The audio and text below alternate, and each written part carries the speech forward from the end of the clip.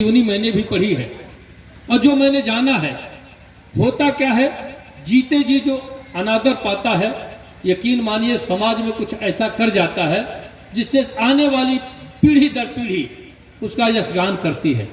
मैंने कहा है कि कभी होता है ऐसा पारस नाम किसी का छू देता है, एक नहीं जन्मों जन्मों तक जीवन को खुशबू देता है।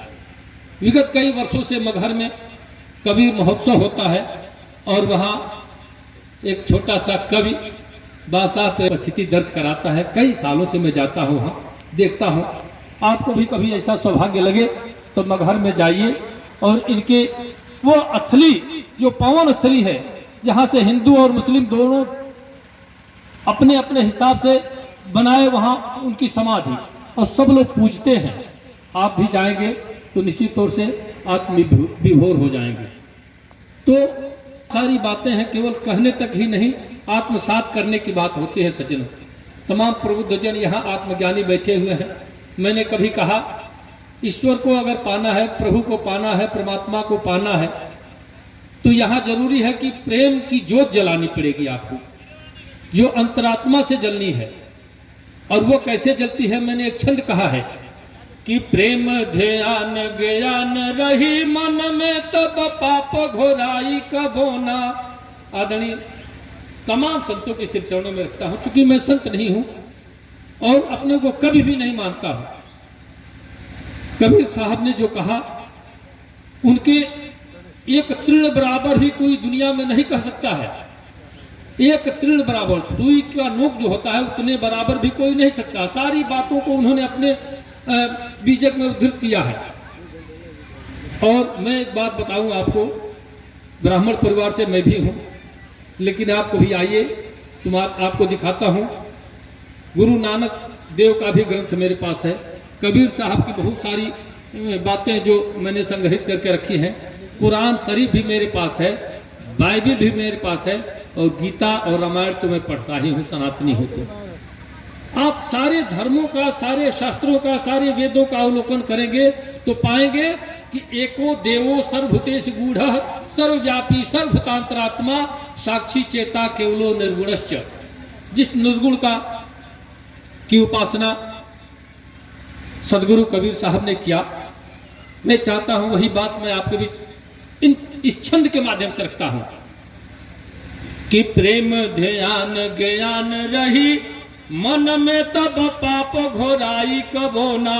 प्रेम अथाह समुंदर घटी कहियो आवराई कबोना। लोभहती जब काम घटी, तब क्रोध के चोर चोराई कबोना। जोरल नेह आसान हवे, बाकी टूटल नेह जोराई कबोना। जोरल नेह आसान हवे। और सज्जनों, एक बात और मैं कहता हूं कि प्रभु को पाने के लिए, ईश्वर को प्राप्त करने के लिए कोई जरूरी नहीं, आप जो भी लीक पकड़िए। हर लोगों ने, रहीम रसखान इत्यादि जो भी लोग हुए, संत कवि हुए, आपने रैदास का नाम सुना, आपने तमाम ऐसे संत हुए जो अपने कविता के माध्यम से, पद के माध्यम से, छंदों के माध्यम से, मुक्तकों के माध्यम से अपनी बात उन्होंने जन जन तक पहुंचाई। अब उसका अनुपालन कितना हुआ, कितना वाचन हुआ, यह कहा नहीं जा सकता है। आम तमाम विद्वत जन है, पढ़ने को चौपाई हम पढ़ लेते हैं, हनुमान चालीसा का पाठ कर लेंगे, मन में आई हम अच्छा है, हमने जनबाड़ा पसारी किराना के दुकान पर उनके हनुमान चालीसा पढ़ते गनी, सवेरे सवेरे उनके हमके जरूरत रहे, सवेरे 7 बजे पहुंच गई हम, तो इशारा कैल जब बैठ जाए, हम बैठ गए कुर्सी पर। जय हनुमान ज्ञान गुरु सागर, अरे तेरे पनिया डाल दे रे गैया ताकतिया। जय हनुमान ज्ञान गुरु सागर, जय कपी रोग उजागर। अरे कहनी अच्छा बना दे, अब उठब जाए तो 4 डंटा मारो तोरा के। रामदूत धमांजन को कहत रे, अगर मर के दूध मर भेकर के दूध कहनी गैया छटिया डाल दे। मन एगो कहत अरे पढ़त भर में 25 बेर 50 बेर ये बात गई हमको, तो एक से बढ़िया भाई तो ये कलवा निपटाइए तो कहे नहीं पढ़ता। माला तो खर में फिरे, जी फिरे मुहमा है, मनवा 10 दिस फिरे, यह तो सुमिरन ना है। तमाम हमारे श्रेष्ठ जन बैठे हैं, आदरणीय गोस्वामी जी बैठे हैं। मैं वक्ता कम हूँ, कविता की भाषा ज्यादा बोलता हूँ सज्जनों। लेकिन ये व्यथा होती है, मुझे पीड़ा होती है जब देखता हूँ कथनी और करनी में कितनी भिन्नता है, तो पीड़ा होती है। मैं ज्यों का त्यों रखता हूँ, जैसा कि कबीर साहब ने रखा। कभी जो सामने दृष्टिगोचर होता है, मैं जो देखता हूँ वो लिखता हूँ। आपने शायद ओशो का नाम सुना होगा। ओशो ने जितनी बातें कही, मुझे लगता है अगर उनकी 100 सभाएं हुई हैं तो 100 में कदाचित 80 में उन्होंने कबीर साहब का नाम लिया है, उनका जिक्र किया है और उनकी बातों को रखा है, लोगों के जन जन तक पहुंचाया है। आज के कई 100 साल पहले जो बात कही गई, आज भी उसकी प्रासंगिकता है और जरूरी है हमारे समाज में ऐसे संत, ऐसे मुनि, ऐसे मठ, ऐसे लोग हों जहां से एक जागृति जन जन तक पहुंचे। मैंने पहले ही कहा कि मैं हास्य का कवि हूं, आपको वो झेलाना पसंद नहीं करता हूं। सुनिए कुछ स्तुति मैं करता हूं, यह कहते हुए कि नीच के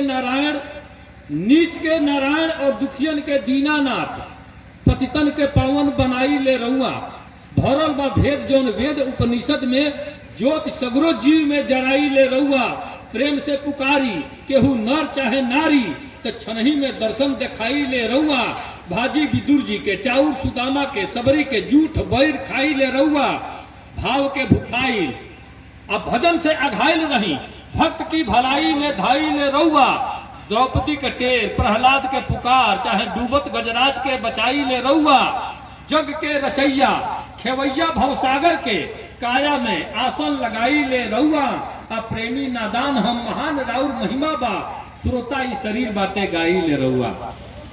ई शरीर श्रोता मात्र बा, गावे वाला गावता, कहवावे वाला कहवावता, तब जाके कुछ निकला। तो अपनी अगर बस में होके तो केहू जो बहुत साधक होकर हमारे सामने आवे, 10 मिनट उनका ना का मुंह हम दावत नहीं, चाहे अपने हाथे हुए दावत दिखा दे, उनकी बस में उनके उन्हीं के सांस नहीं खे, चाहे हमारे कहते नहीं बा, केहू का सांस तक ले, अपने सांस जब अपनी बस में नहीं खे, सरकार दूसरे की मर्जी से सांस आवता जाता चलता कुछ कहा।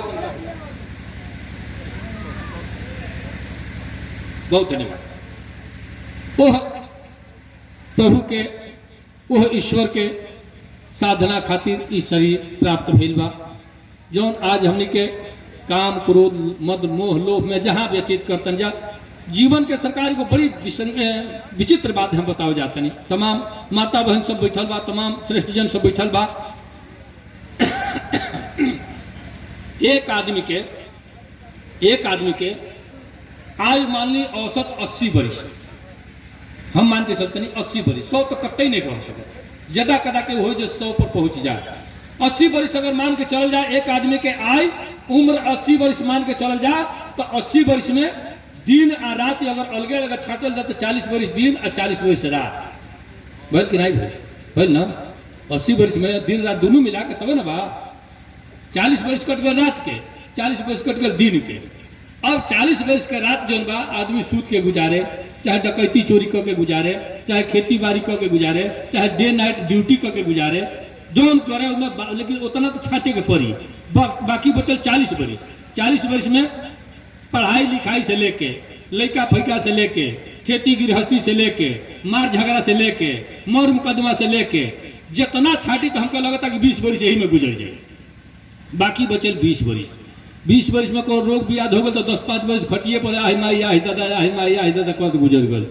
बाकी बच गए में 2-4 बरिस बचत फुटकरिया में का भइल तो कहीं गल होता है, का होता तो साधु संत सब जुटल बा, भजन जो होता झूठा काने के पर्दा फाड़े खातिर किए जाई, छोड़ा घर ही बैठा रह चुपचाप। हम तो घरे रह के भजन कर ली ले, कहल कि भीख मंगा दुआरे पाए तन भीख दे देव, तो कोई ने दुआरे पर चल बोले तन भिक्षा चाहिए तो कहे फेरा होकर दुआरे पर से फेरा होकर, हाथ खाली नहीं खे खा तानी जे भीख देवे वाला बाबू सुतल बा।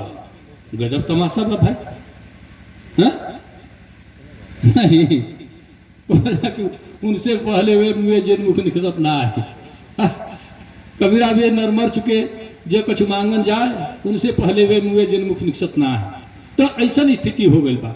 अब जो बचल खुचल 1-2 साल के समय बचल, मान के चली 1-2 साल से अधिका कतई नहीं सत्कर्म करे खातिर। और सत्कर्म करे खातिर कब आवेला लोग कहते कि का तो जवानी बटे तो 30-40 वर्ष के लोग कहीं देख ले तीर्थाटन कर जाए। 30-40 वर्ष के लोग कहीं में हमारा तो ज्यादा कदा के हो 30-40 वर्ष के होई, आयल हो 25 वर्ष के होई, आयल हो संत लोग के बीचे में करे कहाँ फुर्सत बा। ओकरा तो मोबाइल पर टिकटॉक में, फेसबुक में, यूट्यूब में भिड़ल बा, वही में भिड़ल हो। ना ही कोई हो तो कोनो और काम में भिड़ल हो, लेकिन हेजा तो कतई नहीं करा सके सरकार।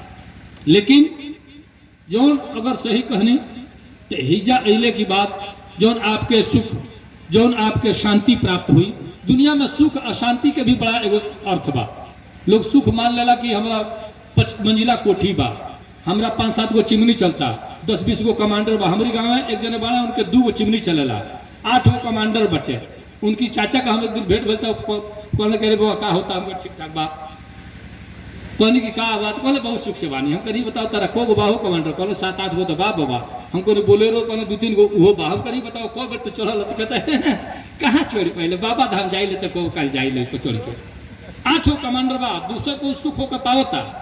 ई बाबा धाम जाले कब को तो चढ़ के जाला ना, तो फिर जो घाटे पर बरह जा चाहे कोई जा पहुंचावल जाइए, तो वे फिर पर चढ़ के जाइए। बस बीचे में फुर्सत उनके सुखवा के करा बा, हमको बताए।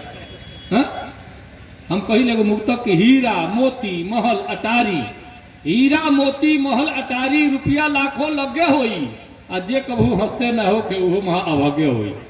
ये तनी अंतर मन से हमेशा प्रफुल्लित रहे, आनंदित रहे, सुख यही जवाब।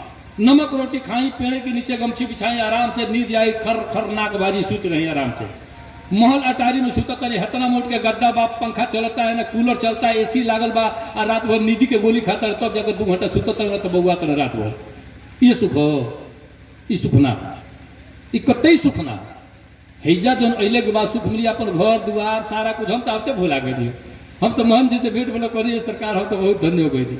ईजा के वातावरण, ईजा के जो मिलल हमके, आवते लगल कि वो अलगे अद्भुत जगह पर हम पहुंच गए। कहाँ पहुंच गए, और सचमुच बहुत अविस्मरणीय क्षण भइल हमरा खातिर। ईजा से गइले के बाद कुछ और लिखे के हमके प्रेरणा मिली, इतना ऊर्जा हमके ईजा से प्राप्त हो गई आवते के साथे। कविता सुनौले ज्यादा हम आनंदित भइनी, अंतर्मन से आनंदित भइनी। हम कहिले कि हंसते और हंसाते रहना अंतर्मन अभिलाषा है, रोते आना हंसते जाना जीवन की परिभाषा है। हमेशा हंसने हंसाने की बात हमने की है सज्जनों। तमाम टीवी चैनलों से, तमाम आप देखेंगे कहीं, आज तो सोशल मीडिया का ज़माना है, यूट्यूब फेसबुक इंस्टाग्राम कहीं सर्च करेंगे तो हमको लगता है 2-2.5 हज़ार हमारी वीडियो हैं उसमें। हमेशा हंसने हंसाने की बात हमने किया है। लेकिन यहाँ आने के बाद मैं अंतर्मन से इतना प्रफुल्लित हुआ हूँ कि एक नई ऊर्जा लेकर यहाँ से जाऊँगा और कुछ नई बातें लिखूंगा। हालांकि कबीर साहब पर भी हमने कुछ लिखा है, लेकिन मैं चाहता हूँ अपनी बात कथानक के तौर पर, जिनको आज अपना आराध्य मानते हैं, आप भी मानते हैं, हम भी मानते हैं, इसलिए हम मानते हैं कि हम उनके परंपरा के लोग हैं। हम ब्राह्मण कुल में भी रहकर जब यह कहते हैं कि बाभन ठाकुर ना खैते तब महंगा मांस बिकाइत ना, कोई को हमार कविता बड़ी विवादित हुई।